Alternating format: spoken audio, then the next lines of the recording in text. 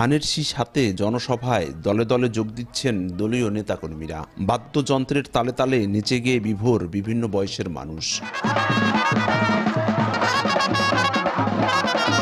শুক্রবার বিকেলে মাদারীপুরের শিবচরের পাঁচচর গোলচত্বরে অনুষ্ঠিত হয় বিএনপির ভারপ্রাপ্ত চেয়ারম্যান তারেক রহমানের ৩১ দফা বাস্তবায়নে জনসভা।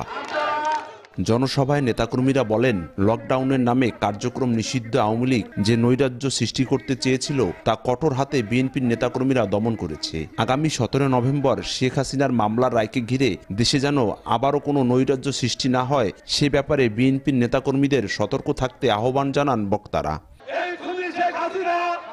বাংলাদেশ থেকে পালিয়েছে, কিন্তু তার দোসর আছে, তার দোসররা এই নালার মাথা নাড়াচাড়া দিয়েছে, এই মাথা তাদের ভেঙে দিতে হবে। আগামী ১৭ তারিখে ওই নিষিদ্ধ ঘোষিত আওয়ামী লীগের যে কাহিনী শেখ হাসিনা তার বিরুদ্ধে রায় ঘোষণা হবে।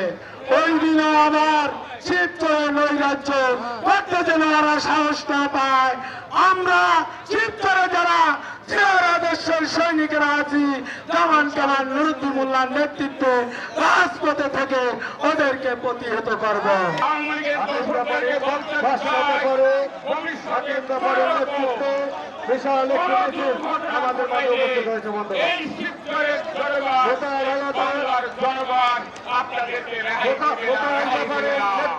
জনসভায় বক্তারা আরও জানান, বিএনপির ভারপ্রাপ্ত চেয়ারম্যান তারেক রহমানের ৩১ দফা বাস্তবায়ন হলে দেশে কোনো চাঁদাবাজি থাকবে না, সেই সাথে মানুষের মৌলিক চাহিদাও নিশ্চিত করবে বিএনপি। এখানে কোনো প্রতিহিংসা থাকবে না। আপনাদের ৩১ দফা আমাদের প্রিয় জনক তারেক রহমান সাহেব যে ঘোষণা দিয়েছেন, আমরা ৩১ দফা বাস্তবায়ন করে বাংলাদেশকে একটি সুন্দর বাংলাদেশ উপহার দেব ইনশাআল্লাহ। এ সময় ব্যানার ফেস্টুন হাতে নেতাকর্মীদের স্লোগানে মুখর হয়ে ওঠে গোটা জনসভার মাঠ। এতে অংশ নেন কয়েক হাজার নারী পুরুষ। সঞ্জয় কর্মকার, অভিজিৎ, সময় সংবাদ, মাদারীপুর।